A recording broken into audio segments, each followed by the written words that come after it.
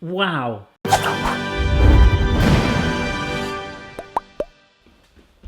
Alright, welcome to part 6 of our 4 3-ingredient recipes to try one time in your life. Part 6!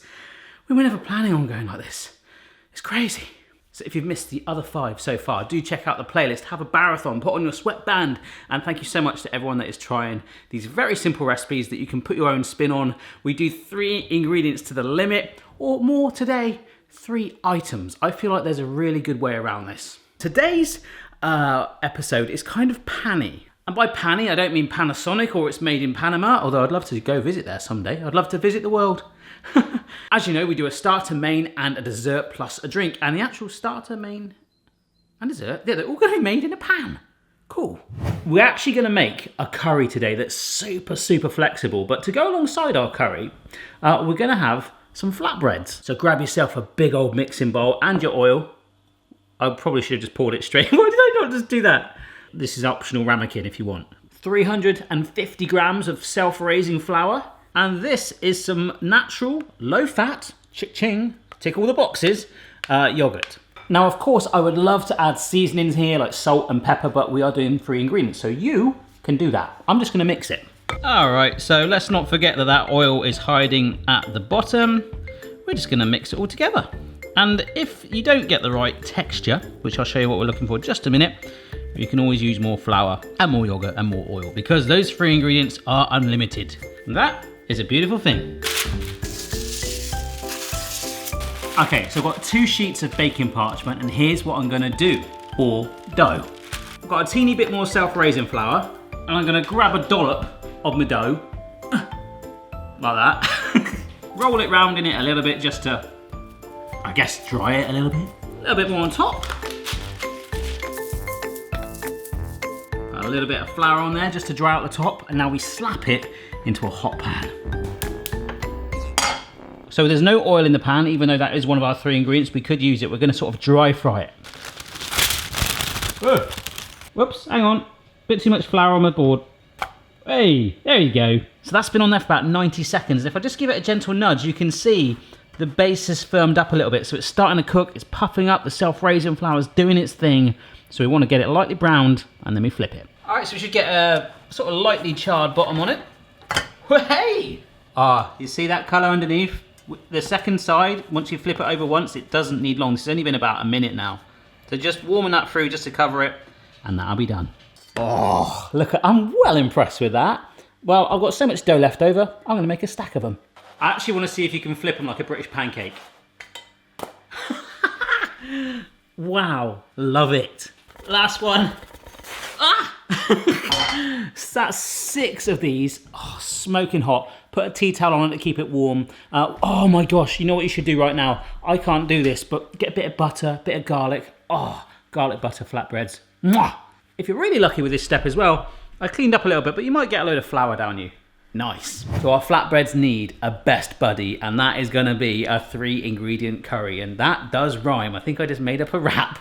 Basically, if you think about this playlist, I've been quite, strict on the 3-ingredient things. A lot of you are like, oh, why don't you use water and salt and pepper? It's for you to do, as you know, right? But you'll notice in some of the previous ones, and this one indeed with the drink we're doing, there's ways around it. So rather than 3 ingredients, this is kind of like 3 products, and I've tried to pick common ones, so to make this curry even better than it could be, I found a pack of char-grilled Mediterranean vegetables, so it's a real mixed medley of vegetables in one pack, and it's really cheap as well. So my point on this is that it's not about the vegetable so much, it's more the fact that the convenience of just one bag like that. I could have taken up even more of a notch. If you go into the freezer aisle of most supermarkets, they have ones like a stir-fry pack, but actually has rice already in it. So I'm not having the rice because of the flatbreads, but you could literally have in one pack like this with rice and peas and carrots, shove it in with the other 2 ingredients, and you'll have a curry. So we take our well-floured hob, medium flame, same pan down. Straight from frozen, we have got a massive medley of vegetables in there. Look at that. Aubergines, courgettes, peppers, brilliant. So it's gonna smoke a little bit at first because of the initial water coming off with that heat, but we're gonna cook this up first of all. So that was all I was gonna do with the chickpeas. Basically just fry them up and cook them. So I'm going to just stick that on there and let it sort of steam away. But it doesn't matter. I don't care what you put in it. What I mean by don't care is that I do care, but just use your imagination, anything you want. This is just so simple, but it works. Well, I think. I haven't done it before, but it should. Okay, so this has been 15 minutes. Oh. Now I'm gonna take it off the heat just to show you the 2 other ingredients going in. So in this tin is some coconut milk. Now I'm adding about half of it at first.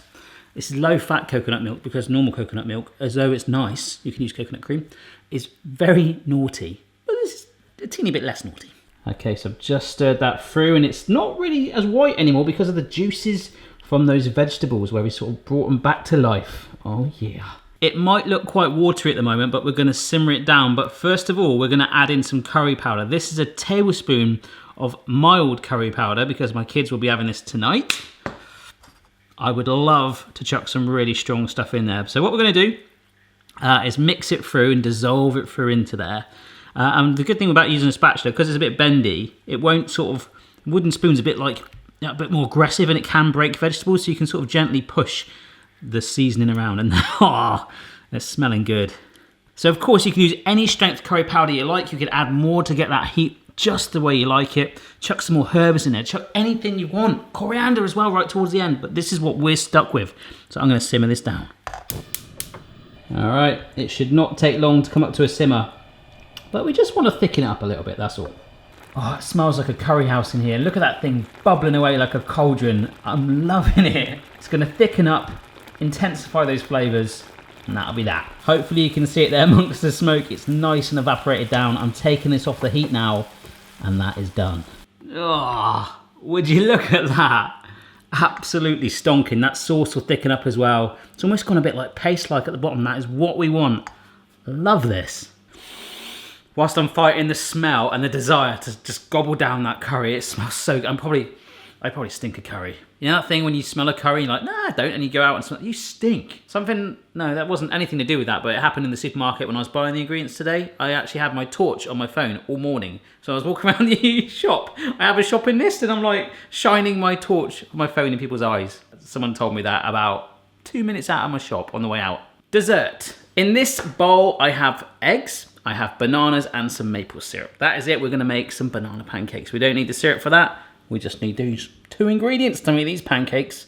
And I talk about it a lot, what I actually hate doing in food. For example, when making pastry and rubbing it together, then you guys told me about an awesome gadget and that worked an absolute charm. Thanks for that. But one of my favorite things, I don't know why, but I absolutely love mushing bananas with a fork. I find this really fun. There's just something about squishing up a banana and pulverizing it into some sort of weird moundy banana fruity mess. So, 1, 2, 3, quattro oofs.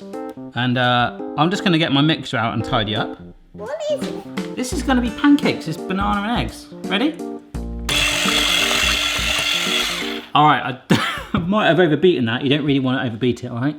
Just to show you, there's a few bubbles in there, but if I scrape them away, underneath that, it's a very smooth mixture. And to be honest, the bubbles might give it a little bit of rise as well.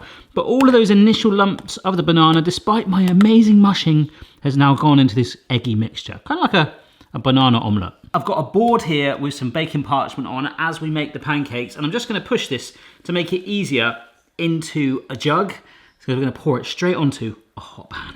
I've never done this before, but I've got no reason to think why it wouldn't work, because if you remember the roast dinner playlist where we made the gravy, I warmed up a baking tray on 2 hobs points. I haven't got 2 hobs, 2 hob points, like the front and the back. So hopefully I can create like a little pancake pan to dollop me batter on. Yep, both are on. Synchronized flames. I'm gonna put them quite low though.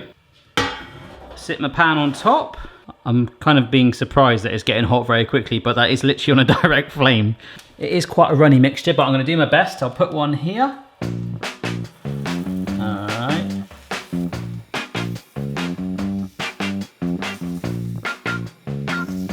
Oh, my pan slanted. Yeah, I think I've mentioned this on the video. This pan, it bends in sometimes. It's kind of like, yeah, let's all meet in the middle for a pancake party.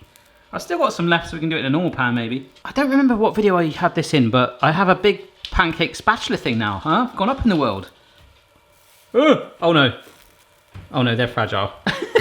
Well, it's kind of done, but I think I'm going to stick to do it in a frying pan. Trusty old pan, non-slip surface. Let's try this. Okay, I've not got much mix left, so I'm only going to have to make a few, but all I wanted to do is work. Can't fail now. Okay, I'm being very delicate with it. Oh, yes! 20 seconds this side. They are very healthy, but also very delicate. So Boston, don't go anywhere near it, all right? So the good news is I had enough batter left to make, well, quite a lot. The good news is they're healthy. The other good news is you can probably put baking powder in to give it some rise or something like that, but they're kind of flimsy. So when you stack them, it does kind of give it, you know, you can have as many as you like if they're much better than other pancakes. That looks okay, but we can use our banana and our third ingredient.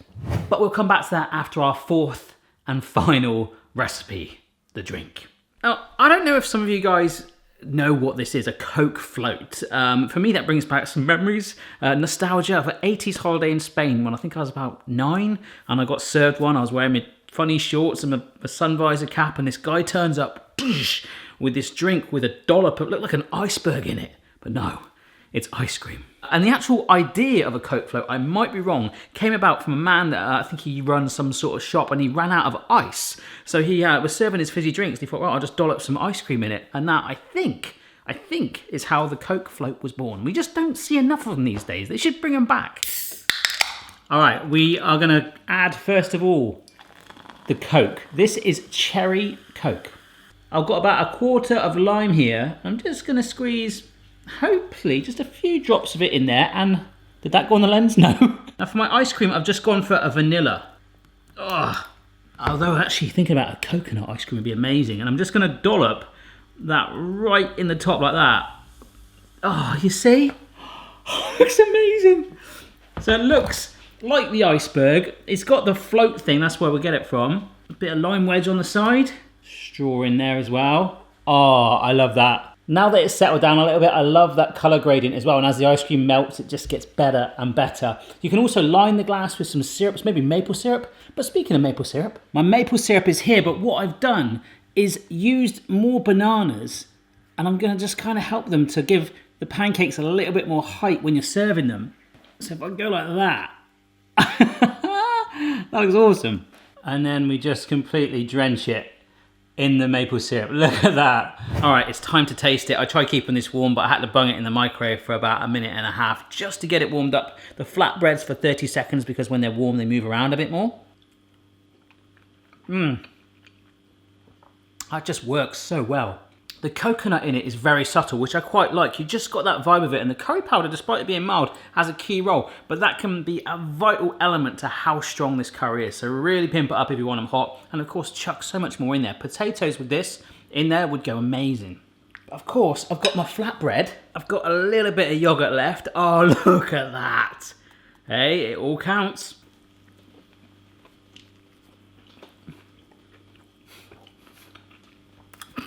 That is just wonderful. Oh my gosh. The flatbreads are kind of, they're soft. There's still a freshness to it as well. And the charredness from the pan, it really gives it that tang with char in it. Oh, and the pancake stack, I'm going to go right down it. Oh, yes. Oh, that is really good. I think on their own, they just taste like maybe banana omelets, but just by adding the maple syrup, increasing the banana ratio as well. You want to shove Nutella on there, you want to shove nuts, you want to shove anything you want, and you can, and you will. If you try it, send me a picture, all right? It looks a little bit like a Guinness, but I'm going to try and mix up just a teeny bit and just put the straw about 1/3 of the way in. Oh my gosh.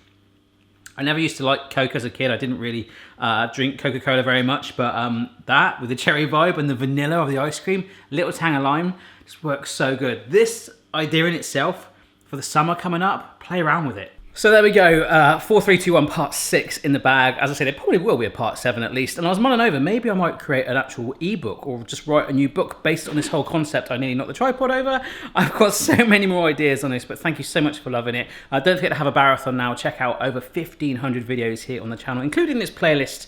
If you try any recipes, as I say, take a picture. I love to see them on social media. And that is it. Food. It's good for you when you eat it sensibly. Check your level, player. No matter what your style, the kitchen's for me. Simon's moustache, goatee, maybe all three. Stinks of curry in here. Stinks of curry? That's because I made a curry for you.